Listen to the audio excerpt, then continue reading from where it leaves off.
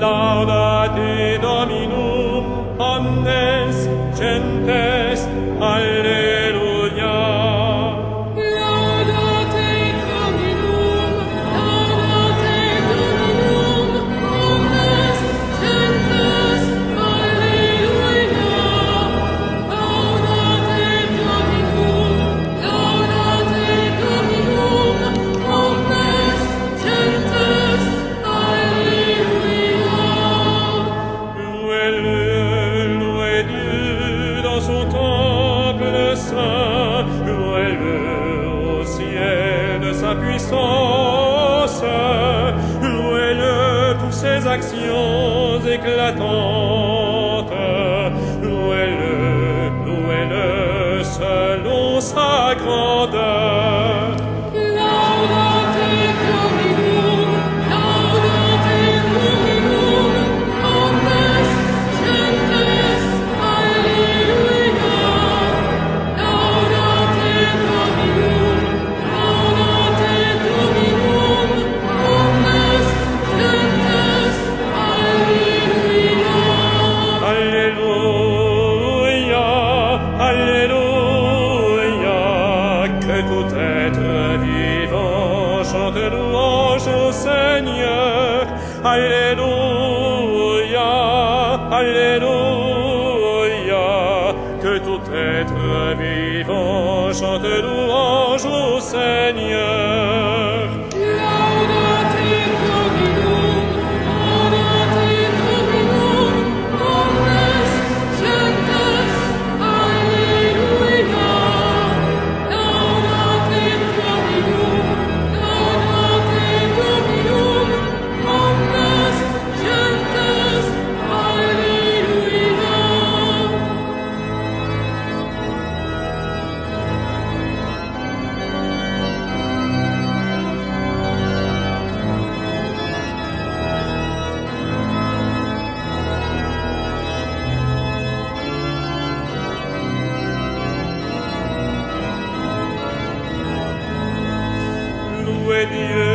Louez Dieu dans son temple saint, louez-le au ciel de sa puissance, louez-le pour ses actions éclatantes, louez-le selon sa grandeur. Laudate Dominum,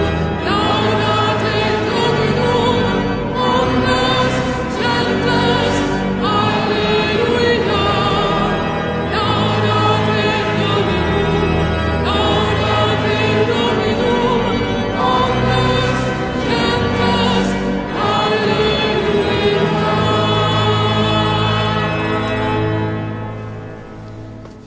Au nom du Père et du Fils et du Saint-Esprit, la paix soit avec vous. Qui est cet homme qui parle avec autorité?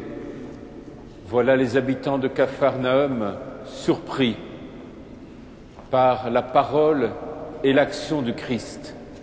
Qui est le Christ qui prononce cette parole qui vient libérer l'homme?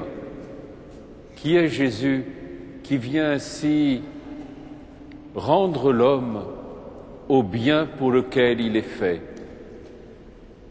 Il est Dieu fait homme, il est celui qui vient nous sauver, il est celui dont la miséricorde ne cesse de nous relever et de nous recréer. Au début de cette Eucharistie, accueillons cette miséricorde de Dieu et laissons le Seigneur nous guérir, nous sauver, nous pardonner. Je confesse à Dieu Tout-Puissant, je reconnais devant mes frères que j'ai péché en pensée, en parole, par action et par omission. Oui, j'ai vraiment péché. C'est pourquoi je supplie la Vierge Marie, les anges et tous les saints, et vous aussi, mes frères, de prier pour moi le Seigneur notre Dieu. Que Dieu Tout-Puissant nous fasse miséricorde, qu'il nous pardonne nos péchés et nous conduise à la vie éternelle.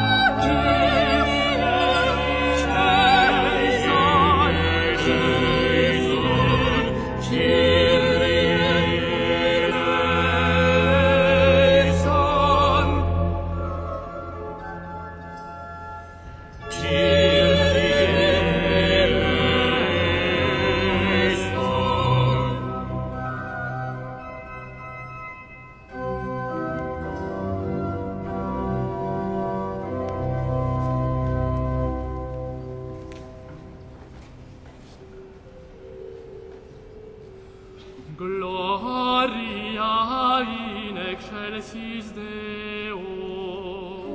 Et in terra pastor venimus bone voluntatis. Laudamus Te, Benedicimus Te, adoramus Te, glorificamus Te. gratias agimus Tibi, proter maniam gloriam Tuam. Deus celestis, Deus Pater omnipotens, Omine Filii unigenite Iesu Christe, Domine Deus salus Dei, Filius Patris, qui tollis peccata mundi, miserere nobis. qui tollis peccata mundi, suscipere deprecationem nostra. Qui sines ad exteram Patris, miserere nobis. Gloria tuus salus sanctus, Tu salus Dominus, salus altissimus, Iesu Christe. cum Sancto Spiritu, in gloria Dei Patris.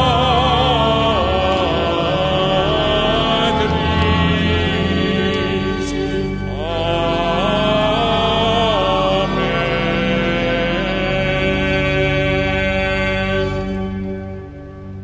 Prions le Seigneur. Accorde-nous, Seigneur, de pouvoir t'adorer sans partage et d'avoir pour tout homme une vraie charité par Jésus-Christ notre Seigneur et notre Dieu, qui vit et règne avec toi, Père, dans l'unité de l'Esprit Saint, un seul Dieu, hier, aujourd'hui et dans les siècles des siècles.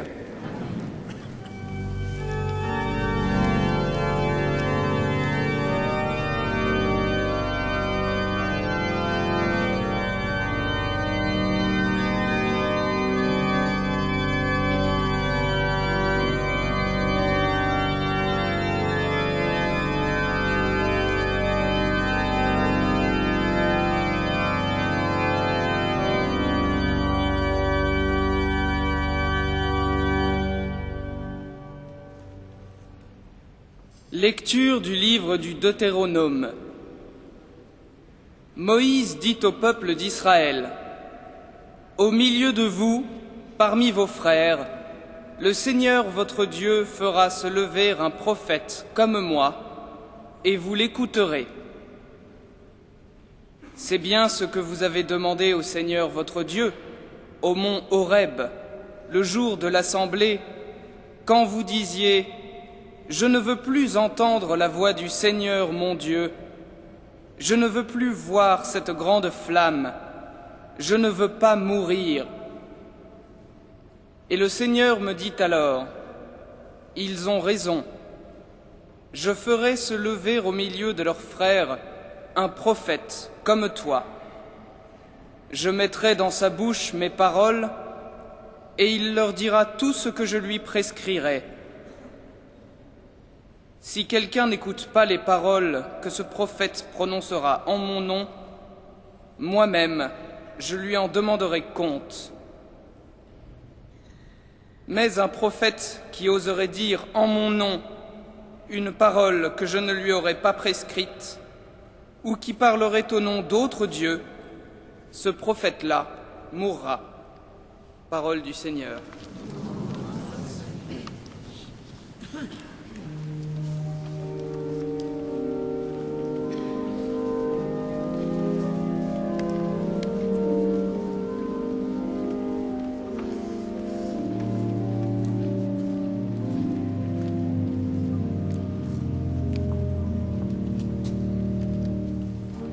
Aujourd'hui, ne fermons pas notre cœur, mais écoutons la voix du Seigneur.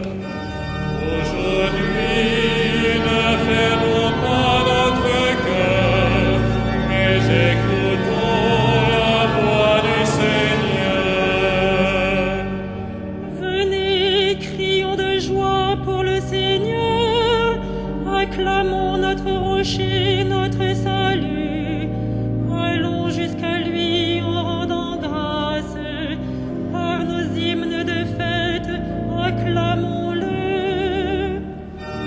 Aujourd'hui, ne fermons pas notre cœur, mais écoutons la voix du Seigneur. Entrez, inclinez-vous, prosternez-vous, adorons le Seigneur qui nous a fait. Oui, il est notre Dieu, nous sommes le peuple qu'il conduit. Aujourd'hui, ne fermons pas notre cœur, mais écoutons la voix du Seigneur. Aujourd'hui, écouterez-vous sa parole.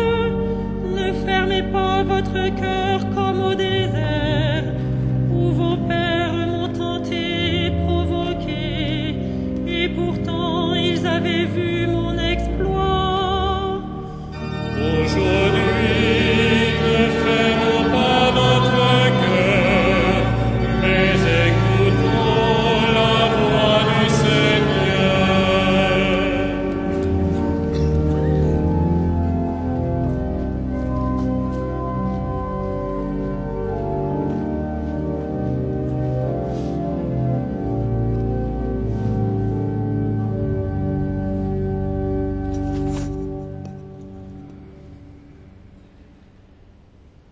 Lecture de la première lettre de Saint Paul, apôtre aux Corinthiens.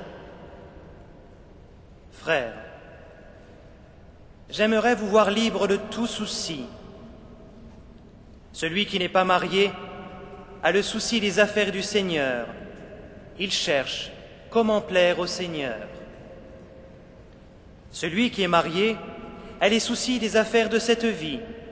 Il cherche comment plaire à sa femme et il se trouve divisé. La femme sans mari, ou celle qui reste vierge, a le souci des affaires du Seigneur. Elle veut lui consacrer son corps et son esprit. Celle qui est mariée a le souci des affaires de cette vie. Elle cherche comment plaire à son mari. En disant cela, c'est votre intérêt à vous que je cherche. Je ne veux pas vous prendre au piège, mais vous proposer ce qui est bien, pour que vous soyez attachés au Seigneur sans partage. Parole du Seigneur.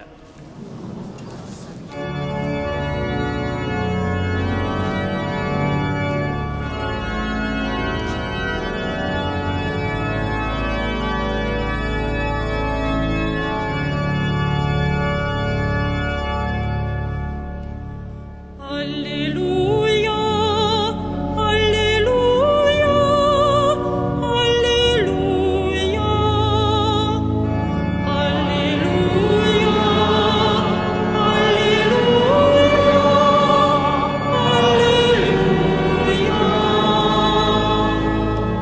Béni soit le Seigneur notre Dieu. Sur ceux qui habitent les ténèbres, il a fait resplendir sa lumière. Alléluia, Alléluia, Alléluia.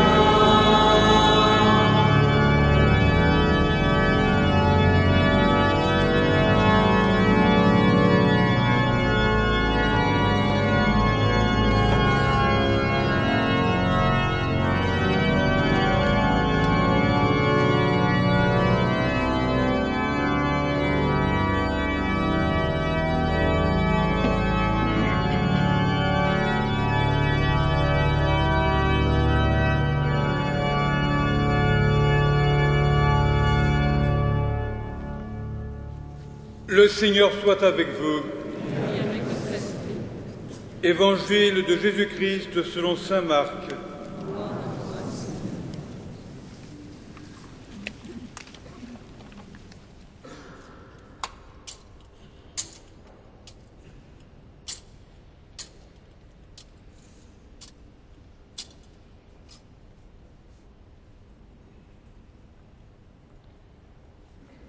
Jésus, accompagné de ses disciples, arrive à Capharnaüm.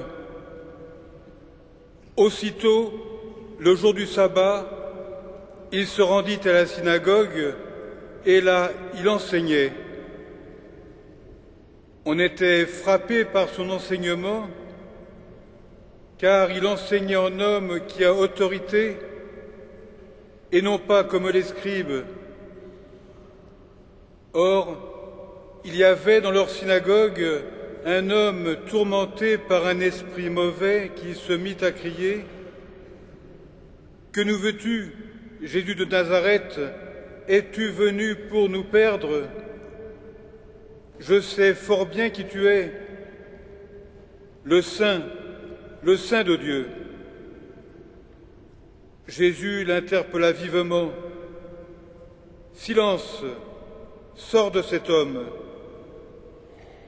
L'esprit mauvais le secoua avec violence et sortit de lui en poussant un grand cri.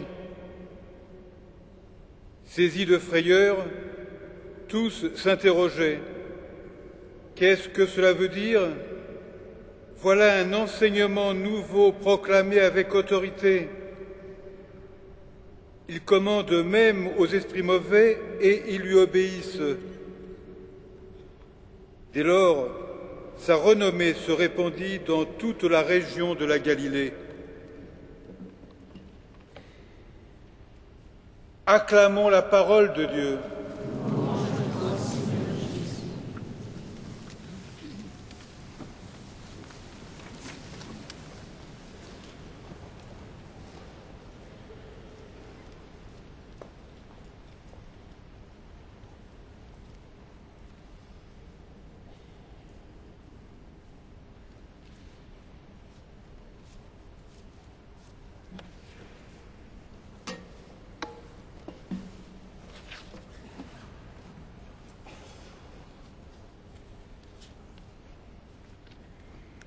On était frappé par son enseignement, car il enseignait en homme qui a autorité. Lorsqu'il expulse l'esprit mauvais, il l'expulse par sa propre autorité. Alors, les témoins se demandent « Mais qui est Jésus? Qui est cet homme? Quelle est cette parole qui, lorsqu'elle est prononcée, vient agir? Nous sommes devant une parole qui a l'autorité même de la création, la parole du Créateur, la parole du recréateur. Nous comprenons bien que, comme le dit le livre du Deutéronome, « Je mettrai en mon prophète ma parole ». Jésus est celui qui est le Verbe fait chair, qui est la parole de Dieu notre Père. Il est celui dont la parole est effective au jour de la création, quand Dieu dit, Dieu fait, que la lumière soit et la lumière fut. Qu'il y ait des astres au-dessus du ciel et il y eut des astres. La parole de Dieu est action de Dieu. Elle est création par Dieu. Mais voilà que cette parole est proclamée par le Christ, vrai homme et vrai Dieu, et qui, agissant par sa propre autorité, nous montre son identité de créateur. Il nous montre qu'il est Dieu fait homme. Il nous le montre parce que sa parole est action de Dieu. Sa parole vient recréer l'homme. Quel est le but de cette parole? Quel est le but même de Dieu dans l'incarnation, si ce n'est de recréer l'homme de cette décréation qui était due au péché? Oui, l'homme, image et ressemblance de Dieu, était comme décréé, défiguré par le péché, par le mal, par l'esprit mauvais. Et voilà que l'incarnation, la mort et la résurrection du Christ, la Pentecôte et l'ascension et la Pentecôte sont là pour nous montrer que cette recréation que le Christ vient accomplir est une œuvre encore plus grande que la création elle-même. Nous sommes donc devant le Verbe fait chair qui, prononçant la parole, vient recréer l'homme. D'où cette interrogation et cette renommée. Voilà un enseignement nouveau proclamé avec autorité. Il commande même aux esprits mauvais, ils lui obéissent. Et sa renommée se répandit dans toute la Galilée. Le Verbe fait chair prononce la parole qui vient recréer l'homme. Jésus la prononce de son autorité et ainsi il se manifeste comme Dieu lui-même fait homme, comme celui qui vient nous recréer une œuvre encore plus grande et plus belle. Quelle est la finalité de cette parole? Est-ce simplement rendre l'homme au bien, rendre l'homme à Dieu? Non, c'est bien plus que cela. Cette parole, en libérant l'homme de l'esprit mauvais, vient rendre l'homme à son unité. Comme dit le psalmiste, « Unifie mon cœur pour qu'il craigne ton nom ». L'unification du cœur. Cette unification ne peut se réaliser que dans le rejet de ce qui est mal et de ce qui conduit au mal. Et c'est bien cette œuvre de la rédemption qui, en venant libérer l'homme du mal, vient le recréer, le réunifier dans le dessein de Dieu. Car le but même de cette parole qui vient rendre l'homme à son unité, qui vient unifier notre être, le réconcilier avec Dieu, cette parole qui vient unifier, c'est l'exaucement de la prière que le Christ adresse à son Père. Père, qu'il soit un, comme toi et moi, nous sommes un.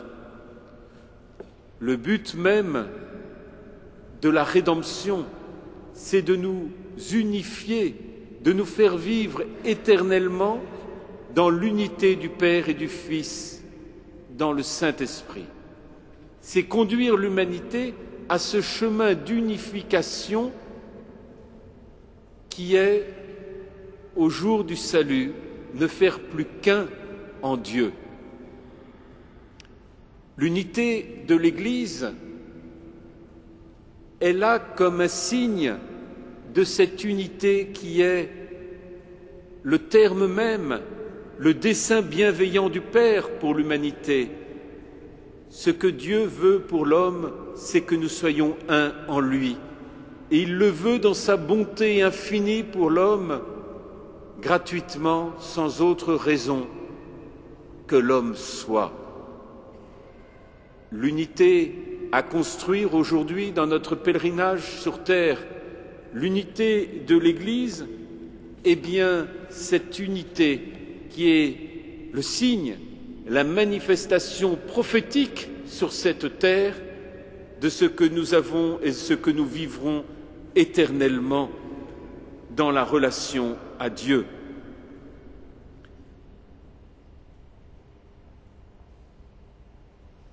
Nous voyons bien ces dernières semaines combien notre Saint-Père, en rendant public au cours de la semaine de la prière pour l'unité des chrétiens, la levée des excommunications, inscrit son ministère dans ce service de la communion. Il veut reconstruire, il veut pour l'Église cette unité qui est nécessaire. Nous ne pouvons nous satisfaire des divisions entre nous, car elles sont un scandale et elles défigurent le dessein même de ce qu'est l'Église comme signe prophétique de cette unité voulue. Cependant, cette unité n'est possible de notre côté en ouvrant la porte, c'est-à-dire qu'il n'y ait pas d'obstacle de notre côté, mais aussi pour ceux pour qui les excommunications sont levées, en exigeant d'eux qu'ils adhèrent à l'ensemble du magistère de l'Église et de la tradition de l'Église dans l'interprétation authentique du magistère qui est donnée par le Saint-Père et les conciles, et particulièrement le Concile Vatican II, dans ses différents décrets, et particulièrement dans Nostra Aetate. Cette nécessité-là est de leur responsabilité. C'est à eux maintenant d'exercer leur responsabilité pour accepter d'entrer là où nous avons ouvert une porte et où eux ont à accepter d'entrer dans notre pleine communion en adhérant à ce qui fait l'unité même, la vérité même de l'Église dans le rapport écriture-tradition et interprétation authentique du magistère, dans la communion avec le Saint-Père et la communion avec l'ensemble des conciles et du Concile Vatican II. C'est ce chemin de communion dont la porte est ouverte, mais qui est maintenant dans le domaine de leur conscience et de leur adhésion, de leur chemin personnel, de conversion, d'accueil, d'adhésion. Ce n'est pas à nous de faire ce trajet, c'est à eux que cela revient. La parole de Dieu est action de Dieu. Et nous voyons bien que dans cette parole, dans cet enseignement du Christ, il vient libérer l'homme de l'esprit mauvais. La parole de Dieu ne peut être complice du mal. Dieu est amour. L'amour ne peut coexister et en Dieu il ne peut coexister le mal et le bien, l'amour et le non-amour. La puissance même de Dieu est de libérer l'homme du mal et de le reconstruire dans le bien et de n'accepter aucune complicité. Cela nécessite pour l'homme d'accepter de reconnaître que ce qui est mal, que ce qui est bien, et de reconnaître ainsi la vérité du chemin du salut tel que Dieu nous le propose. Et parce que nous assumons notre histoire à la lumière de l'amour de Dieu et de son pardon et de sa miséricorde, nous pouvons nommer bien ce qui est bien, mal ce qui est mal, et nous avons un devoir de mémoire par rapport et devant l'histoire. Il est certain que nous ne pouvons pas accepter des propos qui soient négationnistes. Ceux-ci sont scandaleux, pire même que scandaleux. Il faut comprendre que tout propos négationniste ou réductionniste est pire qu'un scandale. Nier cette part de l'histoire est non seulement nier une part de l'histoire du peuple élu, mais en niant cette part de l'histoire du peuple élu, c'est nier la grandeur et la dignité de l'homme, et en niant la grandeur et la dignité de l'homme, c'est nier l'existence de notre Dieu chrétien, ainsi que nier le mystère de la croix. De tels propos sont insupportables et n'ont pas à être supportés et ne peuvent jamais être justifiés. Il convient ainsi de comprendre que la parole de Dieu est une parole qui vient libérer. La parole de Dieu est une parole qui vient sauver. La parole de Dieu nous donne de pouvoir dire que ce qui est mal est mal, ce qui est bien est bien. Et justement, elle nous donne alors de comprendre combien il importe que nous puissions, devant les propos inacceptables et scandaleux que nous avons pu entendre, que nous puissions redire à la communauté juive notre engagement indéfectible au dialogue et les remercier de l'amitié qu'ils nous portent et leur proposer notre amitié. Nous savons combien Benoît XVI a un attachement fort à une relation fructueuse de la relation entre juifs et chrétiens. Cette relation d'amitié est essentielle à notre foi et à la vérité de notre foi chrétienne. Le Christ est celui qui enseigne pour recréer l'homme, pour rendre l'homme à sa dignité et à son salut.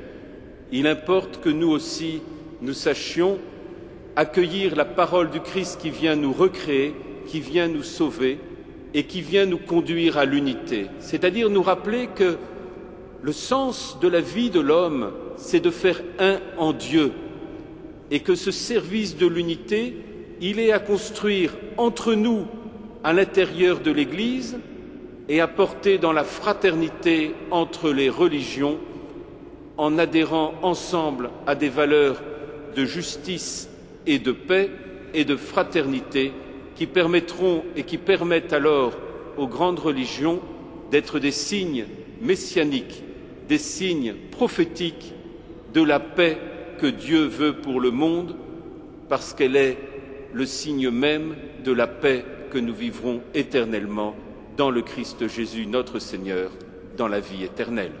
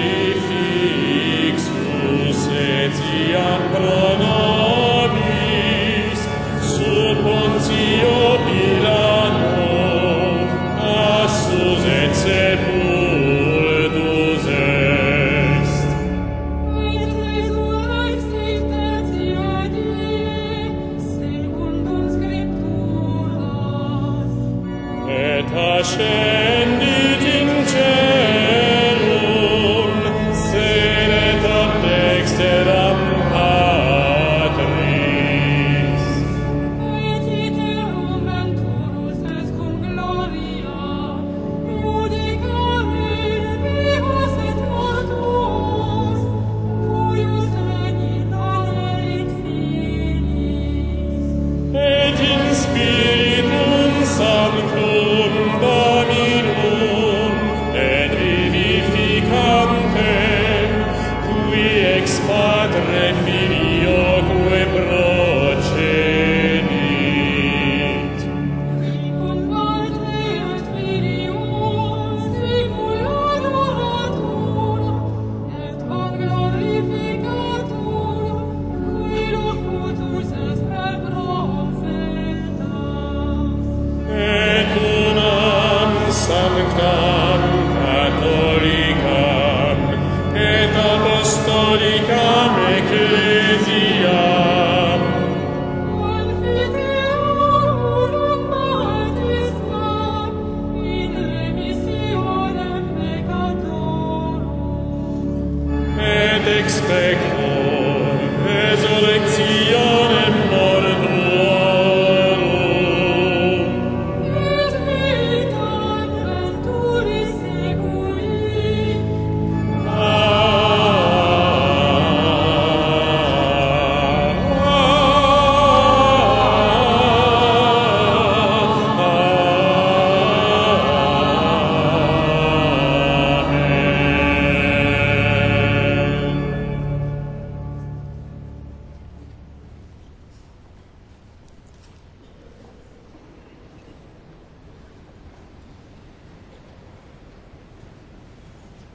Comme vous avez peut-être pu le lire déjà sur la feuille intercalaire de ce dimanche, la quête aujourd'hui est faite au profit des diocèses d'Abomey au Bénin et de Koudougou au Burkina Faso, deux diocèses avec lesquels la cathédrale Notre-Dame de Paris entretient une relation d'amitié particulière et de solidarité active. Certains se rappellent le récent voyage de Monseigneur Jacquin dans ces deux diocèses dont sont originaires deux prêtres étudiants qui servent ici habituellement à la cathédrale. Merci de votre générosité.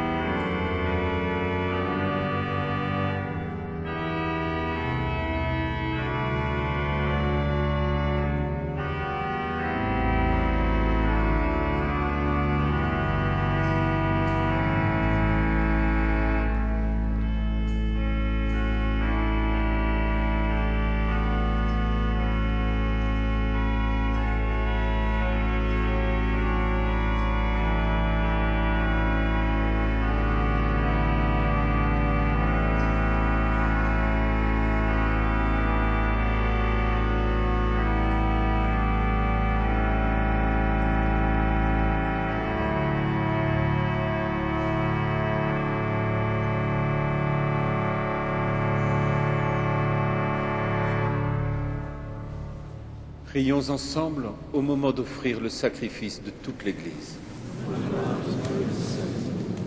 Pour te servir, Seigneur, nous déposons nos offrandes sur ton autel. Accueille-les avec indulgence, pour qu'elles deviennent le sacrement de notre salut, par Jésus le Christ notre Seigneur. Le Seigneur soit avec vous. Élevons notre cœur. Rendons grâce au Seigneur notre Dieu. Vraiment, il est juste et bon de te rendre gloire, de t'offrir notre action de grâce toujours et en tout lieu, à toi, Père très saint, Dieu éternel et tout-puissant. Ton amour pour le monde est si grand que tu nous as envoyé un Sauveur. Tu l'as voulu semblable aux hommes, en toutes choses, à l'exception du péché, afin d'aimer en nous ce que tu aimais en lui. Nous avions rompu ton alliance, nous la retrouvons dans l'obéissance de ton Fils. Voilà pourquoi, Seigneur, avec les anges et tous les saints, nous proclamons ta gloire en chantant.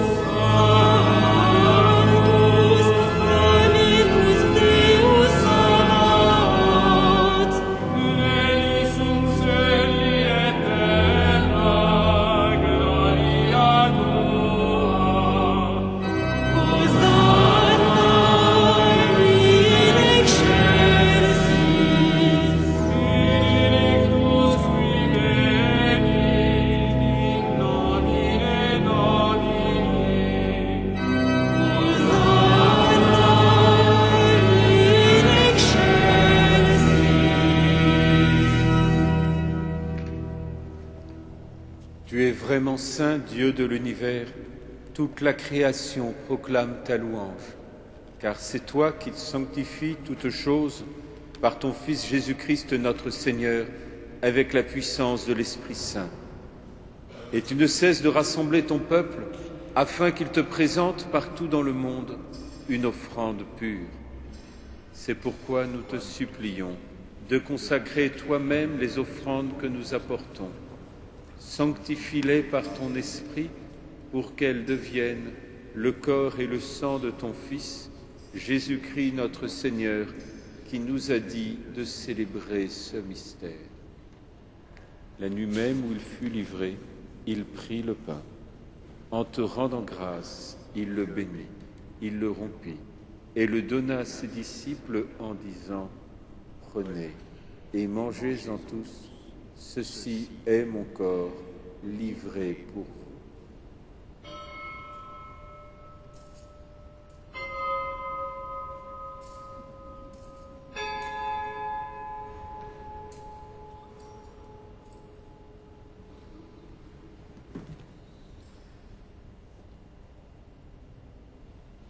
De même, à la fin du repas, il prit la coupe. En te rendant grâce, il la bénit et la donna à ses disciples en disant « Prenez et buvez-en tous, car ceci est la coupe de mon sang, le sang de l'alliance nouvelle et éternelle, qui sera versé pour vous et pour la multitude en rémission des péchés. Vous ferez cela en mémoire de moi. »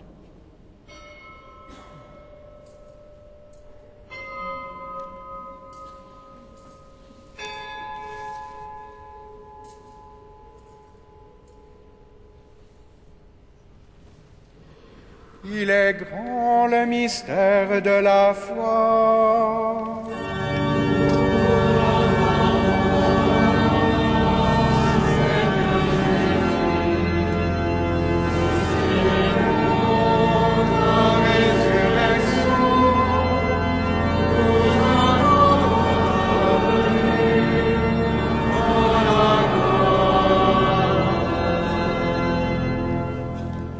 En faisant mémoire de ton Fils, de sa passion qui nous sauve, de sa glorieuse résurrection et de son ascension dans le ciel, alors que nous attendons son dernier avènement, nous présentons cette offrande vivante et sainte pour te rendre grâce. Regarde, Seigneur, le sacrifice de ton Église et daigne y reconnaître celui de ton Fils qui nous a rétablis dans ton alliance. Quand nous serons nourris de son corps et de son sang et remplis de l'Esprit Saint, accorde-nous d'être un seul corps et un seul esprit dans le Christ. Que l'Esprit Saint fasse de nous une éternelle offrande à ta gloire, pour que nous obtenions un jour les biens du monde à venir, auprès de la Vierge Marie, la bienheureuse Mère de Dieu, auprès des apôtres, des martyrs et de tous les saints qui ne cessent d'intercéder pour nous. Et maintenant, nous te supplions, Seigneur, par le sacrifice qui nous réconcilie avec toi, étends au monde entier le salut et la paix. Affermis la foi et la charité de ton Église au long de son chemin sur la terre.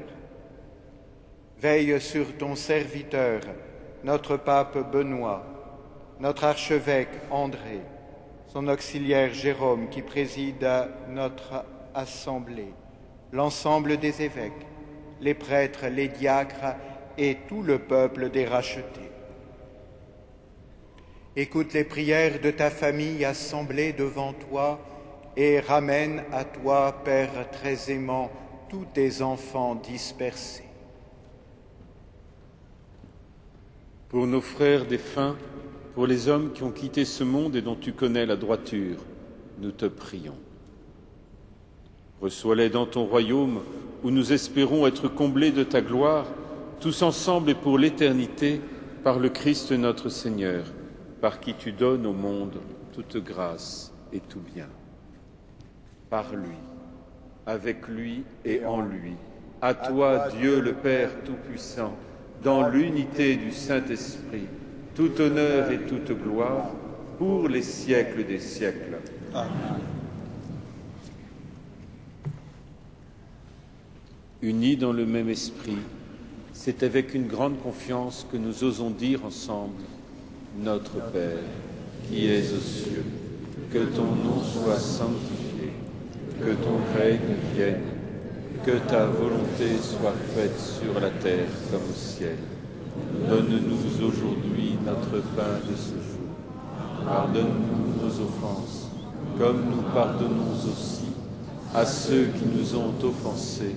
Et ne nous soumets pas à la tentation, mais délivre-nous du mal. Délivre-nous de tout mal, Seigneur, et donne la paix à notre temps. Par ta miséricorde, libère-nous du péché, rassure-nous dans les épreuves, en cette vie où nous espérons le bonheur que tu promets et l'avènement de Jésus-Christ, notre Sauveur.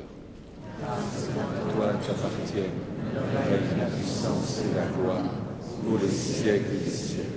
Seigneur Jésus-Christ, tu as dit à tes apôtres: je vous laisse la paix, je vous donne ma paix. Ne regarde pas nos péchés, regarde la foi de ton Église.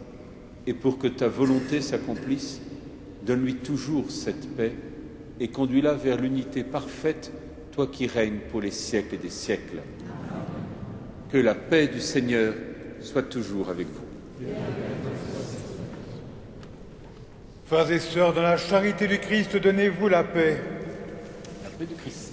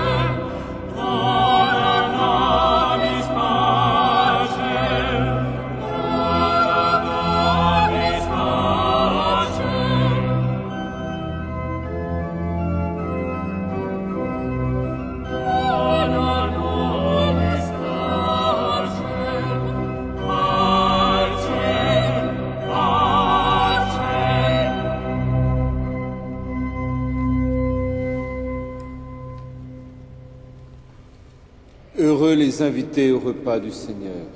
Voici l'agneau de Dieu qui enlève le péché du monde. Seigneur, je ne suis pas digne de recevoir, mais dis seulement une parole, je serai guéri. Que le corps et le sang du Christ nous gardent pour la vie éternelle.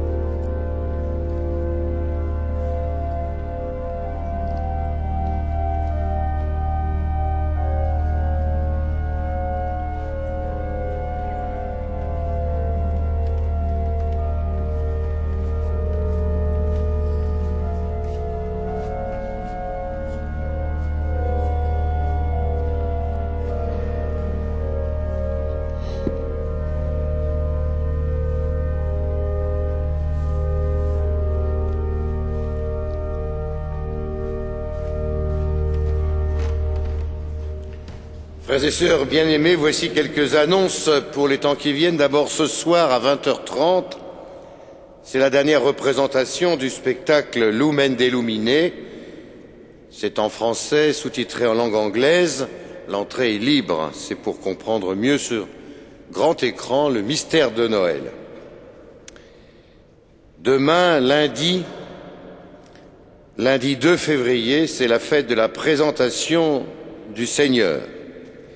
Il y aura donc des messes comme chaque jour à la cathédrale, aux mêmes horaires. À midi, je présiderai la messe solennelle avec les chapelains à l'intention plus particulière des employés et des bénévoles et des chapelains de la cathédrale, puisque nous faisons la récollection ce jour-là. Donc si vous voulez venir à la messe de midi, soyez les bienvenus. Et à 17h45, Monseigneur Fleischmann, le doyen du chapitre, avec les chanoines, chantera et présidera les vêpres.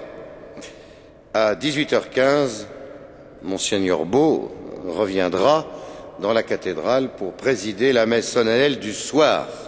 Monseigneur Beau, évêque auxiliaire de Paris. Vendredi 6 février, premier vendredi du mois, à 15h30, c'est à 15h, la vénération de la Sainte Couronne d'Épines. Vous êtes donc invités à venir à 15h à la cathédrale. D'autre part, nous vous avons donné pour la deuxième semaine consécutive une feuille sur laquelle il y a l'appel de l'archevêque pour le denier de l'Église à Paris, mais comme dans tous les diocèses de France. De l'autre côté, vous avez, avec la photo d'ailleurs de la grande famille cathédrale, ça c'était lors de la visite du Saint-Père au mois de septembre, quand il a dit en nous voyant cathédrale vivante. À vous de voir la répartition des charges, en face d'ailleurs de toutes les actions pastorales menées en 2008, qui sont détaillées sur ce papier, que je vous ai écrit avec M. Gros, vice-président du Conseil de gestion. Et donc plus que jamais, en ces temps difficiles, qui sont aussi difficiles pour nous, nous comptons sur votre générosité. J'attire simplement votre attention sur le fait qu'il y a 1% de notre budget, c'est pas beaucoup, mais c'est énorme pour eux, qui est donné pour la solidarité missionnaire, c'est-à-dire pour l'Afrique. Donc merci de bien comprendre tout cela. Même les petits dons sont très importants et répondez donc à cet appel. Enfin, vous avez sur la catédate spéciale et dans le prolongement de ce qu'a dit Monseigneur Beau dans l'homélie, à propos de la levée des excommunications, le texte du cardinal 23, notre archevêque, et aussi le texte du Conseil permanent de la Conférence des évêques de France, dont notre archevêque est le président. Je me permets de le lire avec vous. Ça permet d'éclairer les consciences, vous pouvez l'emporter et vous pouvez d'ailleurs le donner autour de vous, ce qui permettra de remettre au clair des propos qui sont quelquefois des bêtises, ça au moins c'est clair. Voilà, je lis le Conseil permanent de la conférence. La levée par le Saint-Siège de l'excommunication des 4 évêques de la Fraternité Saint-Pidis suscite de nombreuses réactions dans l'opinion catholique et dans la société. La simultanéité de cette annonce avec la révélation de propos de Monseigneur Williamson, niant le drame de l'extermination des Juifs, provoque une réprobation on ne peut plus légitime. Les évêques de France condamnent fermement les paroles inacceptables et scandaleuses de Monseigneur Williamson. Ils redisent à la communauté juive de France leur engagement indéflectible au dialogue et à l'amitié. Ils rappellent que le pape Benoît XVI ne cesse de signifier son attachement à une relation fructueuse entre juifs et chrétiens. Ils précisent instamment que la levée de l'excommunication n'est pas une réhabilitation. Elle constitue le point de départ d'un long chemin qui supposera un dialogue précis. En aucun cas, le Concile Vatican II ne sera négociable. Aucun groupe ecclésial ne peut se substituer au magistère. Les évêques saluent la volonté du Saint-Père d'aller jusqu'au bout de ce qu'ils pouvaient faire comme invitation à une réconciliation.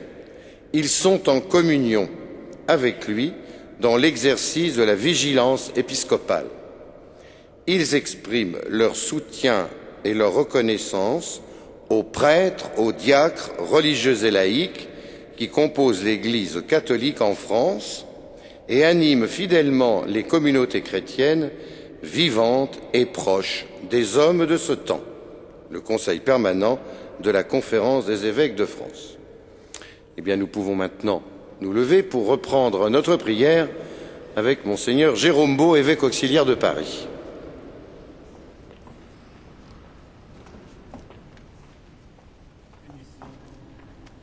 Unissons nos prières. Nous avons été fortifiés, Seigneur, par le sacrement de notre rédemption. Permets que cet aliment de salut éternel nous fasse progresser dans la vraie foi par Jésus le Christ, notre Seigneur.